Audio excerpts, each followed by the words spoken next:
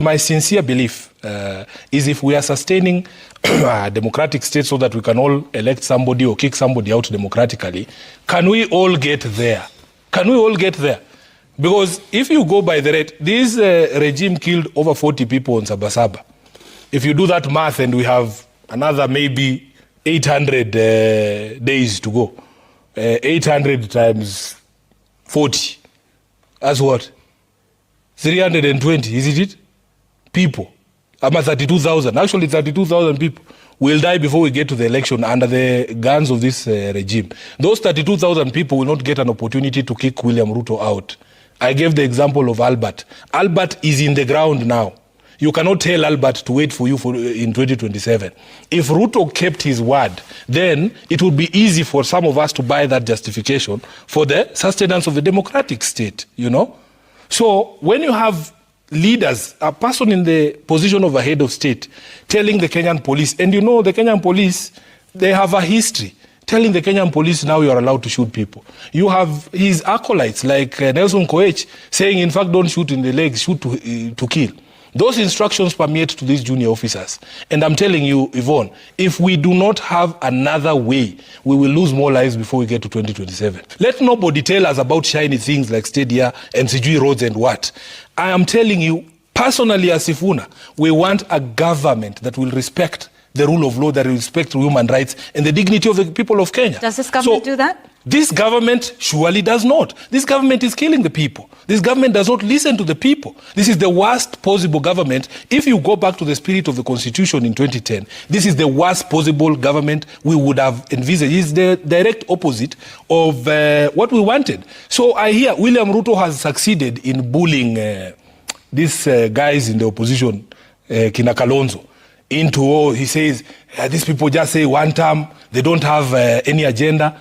I want William Ruto to know that his removal from office is a national priority agenda. It is the only agenda because his government is totally opposed to everything that this constitution stands for. And I want these people to be bold. Don't be bullied. You don't have to, he wants to push you into a corner where you're discussing markets. Tell Albert Ojwang about markets and roads. In my ranking, removing Ruto is top. It's even higher than getting a second terminal at JKI or dualing Malaba to Mombasa.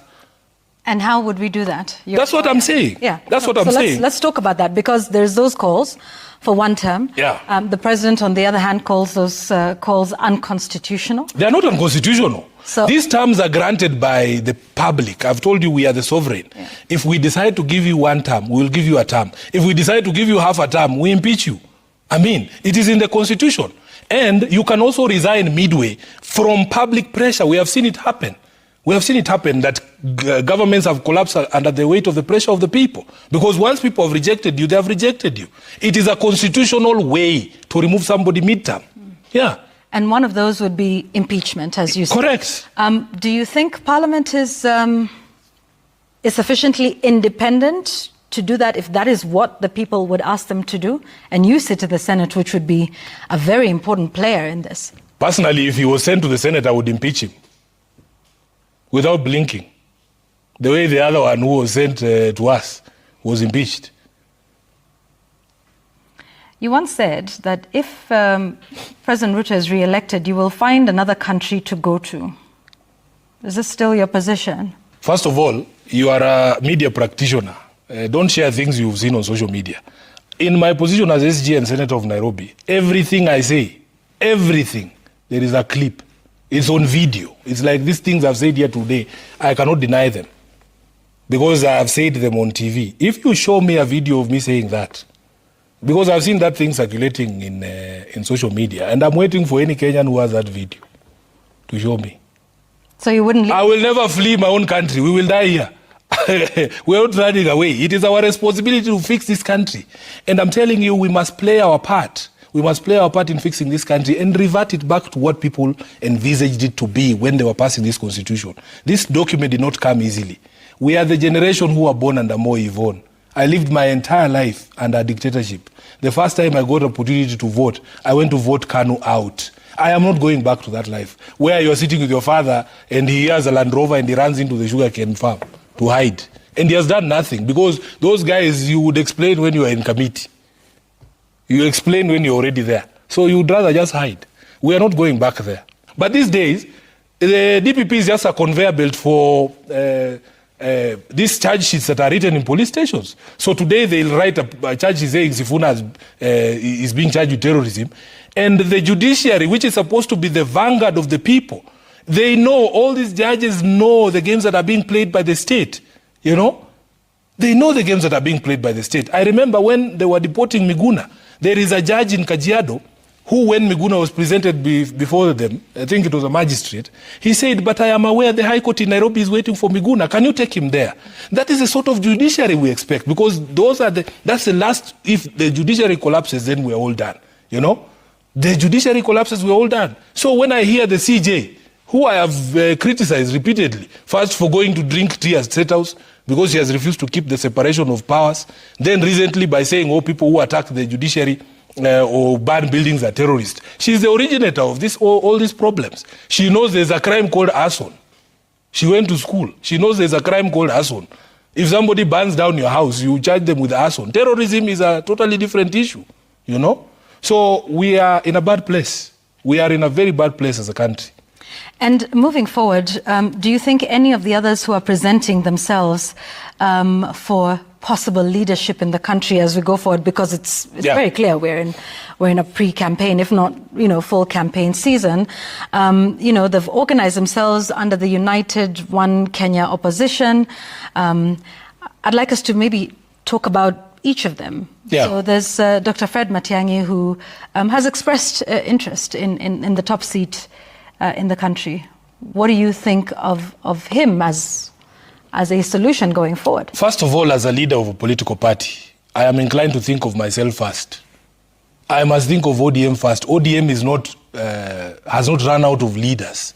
ODM has not run out of ability to produce presidential candidates. So why are you sending me there? You should have started with my own political party. Let's go. But I will tell you this. We'll get to ODM. We will get to ODM. My view about 2027 is that there will be no room for sentiment. The project of removing William Ruto does not allow for sentiment. We will not work with angels. There are no angels. Even Sifuna is not an angel. I have my faults. I'm not a perfect human being. But the national priority project of removing William Ruto does not allow for sentiment. So, Dr. Fred Matiang'i has his faults. And, that's why I said, I referred you to this preamble. We must all agree that we are going back to a government that respects the rule of law, human dignity, democratic governance, all of those. And I am happy that everybody who has declared to be president is being examined on their record. Is being examined on their record and their history. And this is the thing that we missed out in 2022. Because they say a leopard never changes its spots. Your history is who you are. If you are died in the wool Kanu hawk from the 90s, Yvonne, when we were kids, when multi-party was coming, I was about 10 years in 92. They used to tell us that if you flash the two-finger salute, they will cut one finger. Who are those people who are telling us those things? These kind of youth wingers here who are in power now. From that time. So, examine the history of everyone. Fred Matiang'i has his faults. But, if he's going to help us remove William Ruto, so be it. So be it. Former Deputy President Gachagua? He is impeached. He cannot run. I don't understand why people talk about him as a viable candidate. The Constitution says once you're impeached, you cannot run. As Kingmaker? Is he someone you would work with? I don't know about Kingmaker. Let me tell you about my view of Gachagua as in terms of value proposition. The value proposition for Gachagua, for me, from an ODM perspective, is that he is taking away votes that helped beat us in 2022. For as long as he's taking away votes from Ruto, I don't care where he takes them. He's not giving William Ruto. Are you getting my point? Because for me, I still believe ODM has the best chance. If Yvonne, Raila Odinga were to get the exact same number of votes that he got in 2022 in 2027, and William Ruto loses Mount Kenya, Raila Odinga will be president. That's how I see it as SG. So for me, the story about Gachagua, and by the way, there's inordinate attention to Gachagua, including in your bulletin today. There is a cabinet secretary crying about Gachagua. You know, I don't know how I can explain this from two perspectives. First of all, as a senator, once you have impeached someone, that's it. Number two, as a lawyer, there's a rule called against double jeopardy. So you all know he's a tribalist, right? That's the reason why we impeached him, right? So how many times do you want us to impeach him? I was shocked.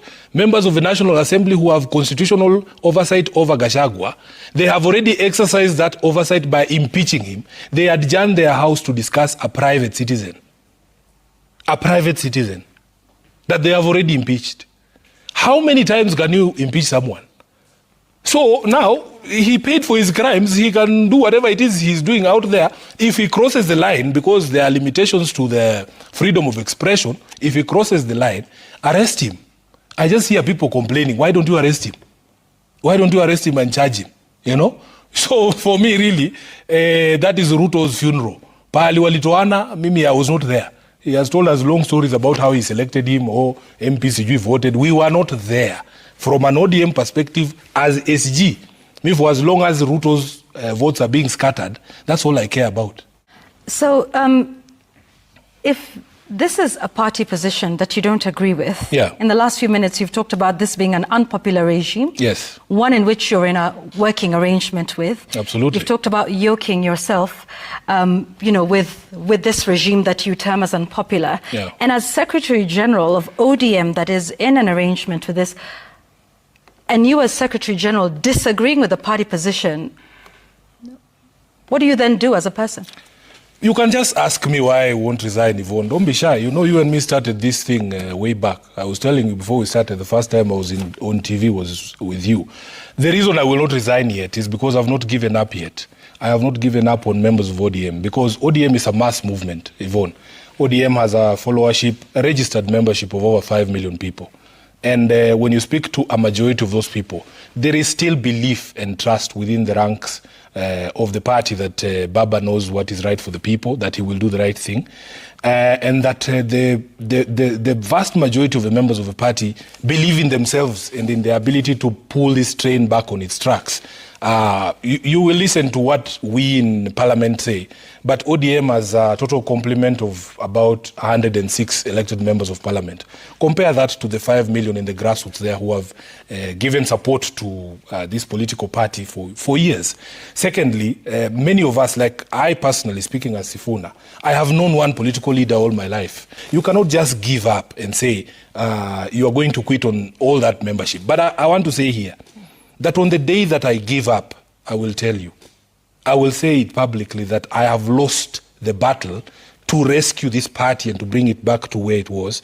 And we will have lost collectively as members of ODM, because I cannot do this thing on myself. I am on record having advised the party against doing this MOU with UDA. And they still went ahead.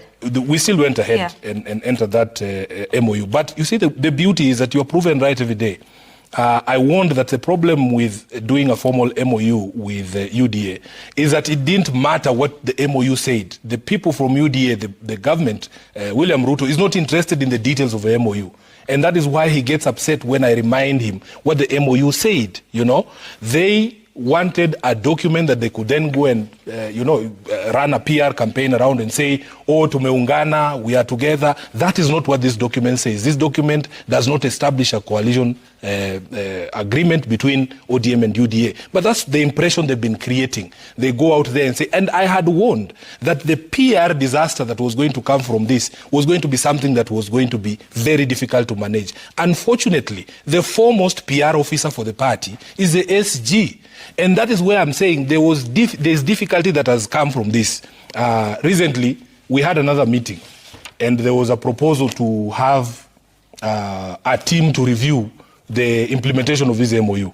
I have asked respectfully that I be left out of that team, because I have already declared this MOU dead. I have already done so publicly. So there is no point. I'm not a mortician. There's no point of me going to go through a document that I've already declared dead. And the reason I declared this MOU dead is because the initial argument for entering into this MOU was twofold. First of all, it was for the sustenance of life. for the sustenance of life, that we were losing people unnecessarily. That can we all agree that this is not something we need to continue doing? We need to stop killing our people. That was the first argument. The second argument was the sustenance of the democratic state. So Ruto is getting his end of the bargain because the democratic state is being sustained at least until 2027. But our people are not getting there. They're still being killed. So on the day that Albert Ojwang dies in a police cell, to me, this agreement is dead, because it doesn't matter what else you do, Albert will not be able to enjoy that. Okay. You know? Let me ask you this. Yeah. Have you told this to your party leader? I have. I have spoken with Baba. I have explained to him my frustrations, the difficulties of having to explain what we are doing with this rogue regime, the confusion that has come upon my mind, because this is not what I was taught. You know, me, I don't know how I can explain. Because I've told you I've only known one leader. I've only known one political party. I know what this party stands for. So every time there is things that are at odds with what I have been taught, have been conditioned to believe, then the confusion becomes too much for me. So I have expressed that. And what does he say in response? So there is many private conversations, the details of which that I cannot share. But for you and your viewers, just know that there is nothing that I can say publicly that I have not said privately to my party leader. And I have a lot of respect for him. He's molded me into the person that I am. And even today, he continues to listen to objections. By the way, it's not just Sifuna who objects to some of these things. Feedback comes from across the country, because Baba has possibly the best grassroots network in this country. And they are telling him, from Mandera, from Tana River, from the coast, from Northeastern, they're saying this relationship is hurting our political party. Have you ever been contacted by President William Ruto on any issue relating to this broad-based working arrangement? No. I don't even have William Ruto's number, and he can't call me. Because if I don't have your number, you can't call me. Let's speak a little bit more about him. At an event in Homa Bay, President Ruto, speaking in front of your party leader, expressed displeasure over your stance on the broad-based politics. And he said, as founding member of ODM, they would get together and sort of find a way to reprimand you. Tell us if anything has come of this threat. Was it effected? We know you're still in office, at least for now, but you know, has so something been done? Clearly that meeting has not happened. Well, but has something been done to give you reason I have a few things to say. First of all, nobody should threaten me with founder member status, because ODM, as I've told you, is a mass movement. If it was just the leaders, ODM would not exist. I have told you, we are the kids who were singing in the streets those days that gave this mass movement called ODM, because you need the people for you to be able to say that you are a mass movement. In 2005, we voted against the proposed document of the constitution that Kibaki had given us on the instruction of Baba, because we were his kids, you know. So, first, there's no organ of ODM called founders. There's no organ, and he's not a member of the party. We have a disciplinary committee that is headed by Ramadan Abubakar, who happens to be a birthday boy today. So shout out to him. Those are the people who can discipline me as a member of the party, not William Ruto. And Yvonne, it has been the honor of my life to be SG of ODM. I was telling these young students that I met at Chungwa House on Saturday from the universities in Kenya that there is no political platform that is bigger than ODM, and no bigger political platform than SG of ODM. I have been SG of ODM. This is my 8th year. I'm the longest serving SG of ODM. There is a contribution that I've made to the party. I would not feel bad if they gave opportunity to somebody else, because Sifuna now is saying that the party has taken a wrong direction. I will not begrudge anyone. I would actually understand it, you know. So him threatening me there in front of people, and the reason why he was saying all of those things, Yvonne, you can look at the speech that I made on that particular day. What is it that I said that was so offensive? I asked him to stop tear gassing young children, to allow a play by a high school to be performed. That is what warrants the removal of SG of ODM. It is ridiculous. So for me, really, I know the people who put me in this position. And the day they say, Sifuna, we have lost confidence in your ability to be SG of ODM, I will respect that decision. I would remain a loyal member of ODM and serve the people.